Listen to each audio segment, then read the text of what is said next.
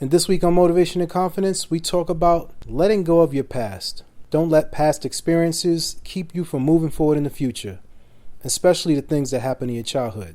We're going to talk about it this week. Stay tuned. All right, everybody worldwide, you're now tuned into Motivation and Confidence, where we help you do your daily best. And I'm your host, Tom Danger. Back this week with a new episode. And this week, we're going to talk about it's in your past.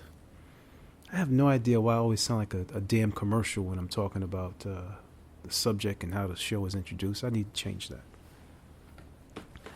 But before we get into the subject, I would like to say thank you for listening. If you have not already done so, please head over to tommydanger.com and join our mailing list. Just go to the contact page and put in your information. And once you join the mailing list, we will send you a free copy of Motivation and Confidence Volume 1, The 7 Steps, How to Start Your Ideas, as a way of saying thank you.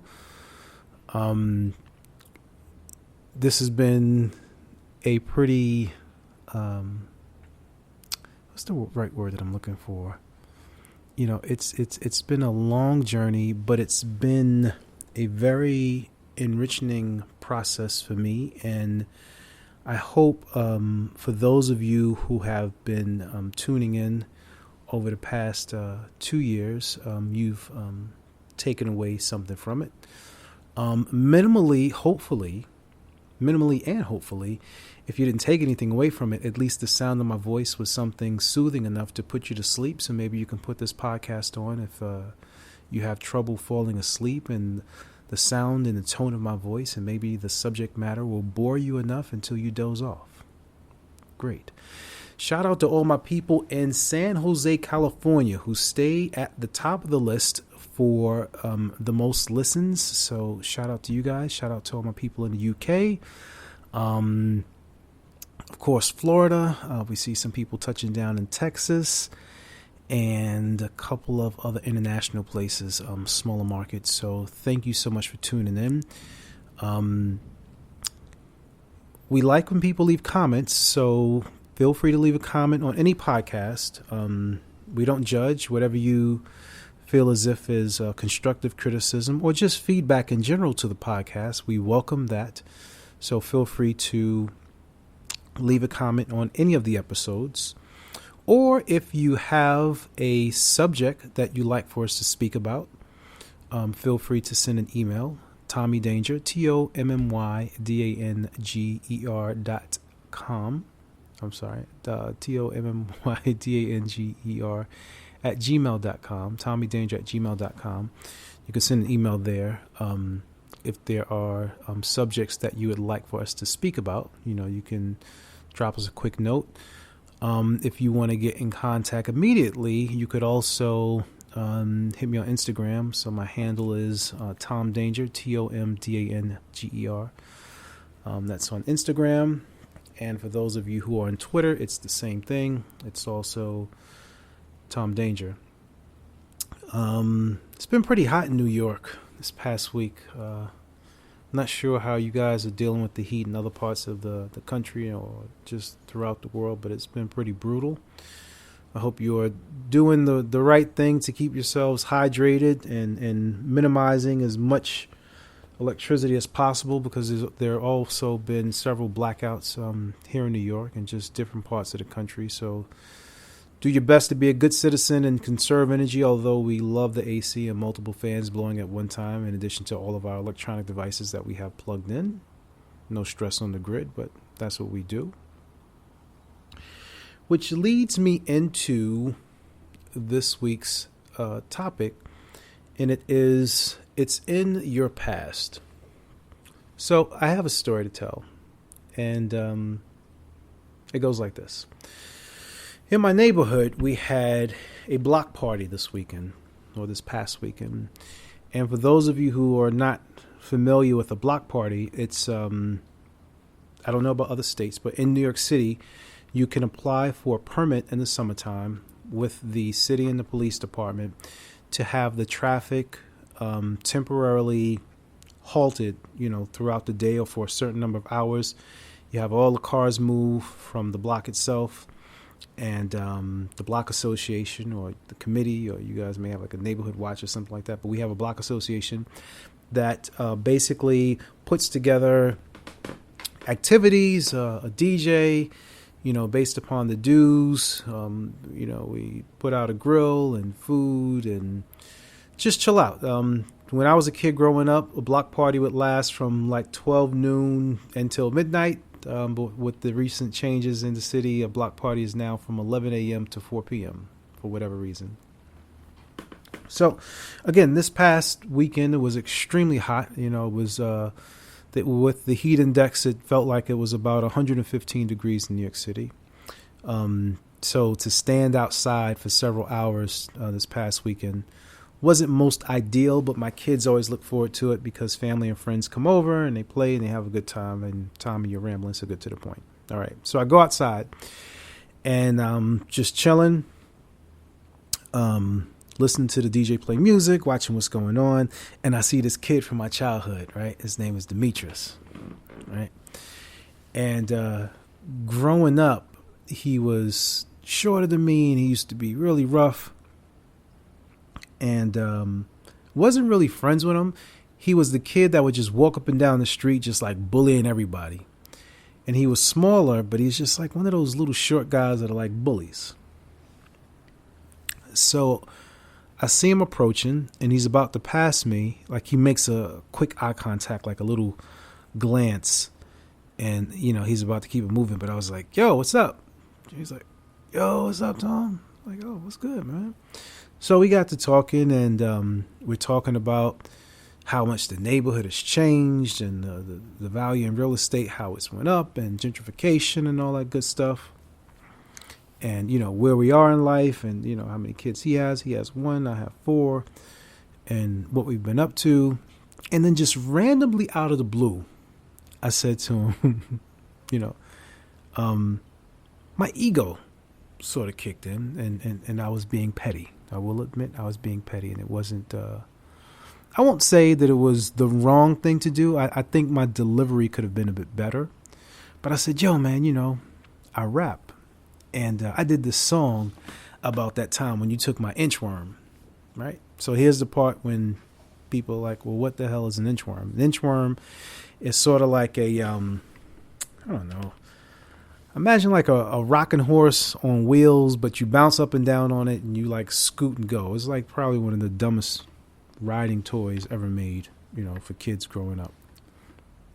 But I had an inchworm, and I was probably about 6 or 7 years old, and I used to bring my inchworm out while all the other kids had tricycles. I was on an inchworm, just riding mad slow, looking real special while everybody else is like zooming past. I'm on a damn inchworm. And for some reason, Demetrius came by, pushed me off my inchworm, and took it and started to scoot away. Now, to add to the story, as Demetrius and I are outside speaking to each other, he's like, man, you still over here? I said, yeah, I ain't going nowhere. My grandma's here and everything. He said, yeah, I see her. So my grandmother, who's now paralyzed in a chair, told me when I was younger, I came down, I was crying, he took my inchworm. She said, who took your inchworm? I said, Demetrius took my inchworm. She's like, if you don't go out there and knock his ass off that inchworm and get it back, I'm going to whip your ass. And my grandma, when she say something, she mean it. So I said, I don't want my ass whipped by my grandma. I'm going to have to go see Demetrius. So I go outside and he's scooting and I knock him off and I take my inchworm and I come scooting back to the house, right? Now, for some reason, when he took that inchworm from me as a kid, I think for the most part, even to this day, I like to consider myself to be a very giving person. So even as a child, if he would have asked me like, yo, I want to ride it, cool. Like you can ride it, just, get your ride and give it back. But he didn't. He took it from me. And then I have the pressure of my grandma getting at me. So now I got to go and knock him off and get the inchworm back. But for some reason, after all these years, I didn't let it go. Now, here's the petty part. He's still shorter than me.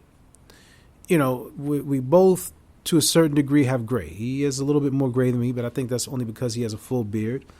But probably not in the best of shape, not such as myself. So I was feeling myself for a moment, and I stand up and I put my hand on the shoulder, and I'm like, yo, you remember when you had took my inchworm?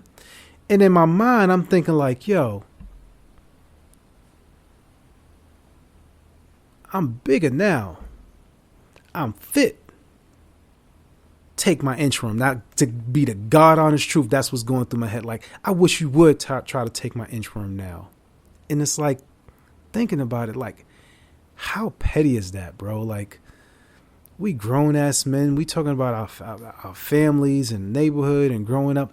And I'm holding on to when a kid took my inchworm. And I'm trying to think, like, what made me hold on to that? Like, why did I hold on to such a memory? Why did I even write about it in a song? And I think part of it is because it hurt. It hurt to have something taken away from me that I know that I would have willingly shared. And I think that's the part that bothered me. It's like, if a person comes to me and they ask me, and if I have it to give, I will give it to you without a question. I'm just not that type of person. I'm a giving person. So I think for years I held on to the fact that this guy took something from me, and then I had to like pretty much forcefully get it back, but not even like I wasn't even proud of me knocking him off the inchworm. Speed up the story. So then, as I say to him, like, yo, let me take my inchworm. He's like, yo, Tom, you crazy. And we start talking for like another 45 seconds. And he's like, yo, I got to drop this off. I'll be right back. Never came back. So I'm thinking to myself, like, yo, he probably thought like, yo, this dude is crazy. Like, here we are in our 40s, and he talking about something that happened to him when he was like 6 years old. Why did I not let go of the past? Why was I holding on to that feeling? And my question to you guys is, do you have things from your childhood that you haven't let go? And have you asked yourself why? Now, my reason why is because I felt as if, I'm a giving person. If you want something, I'll give it to you.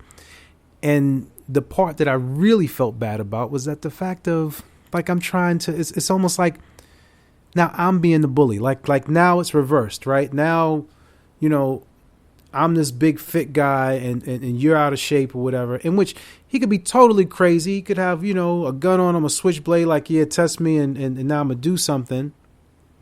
And it wasn't my intent to take it that far. I was just sort of like, yo, that wasn't cool what you did to me. And how do we address it going forward? But he sort of just looked at me like I was crazy. So why do we hold on to such pains? Like, it does. Me holding on to that memory did nothing for me. Like, I should have let that shit go a long time ago. And it was another scenario when someone else from my childhood, it was a guy that my aunt was dating, into martial arts, extremely fit, around the same age. I was probably a little bit older, probably about 9 or 10. And every time he seen me, he would put me into a headlock and make me say, he would give me a noogie, he'd grind your knuckles into your skull, that shit hurt.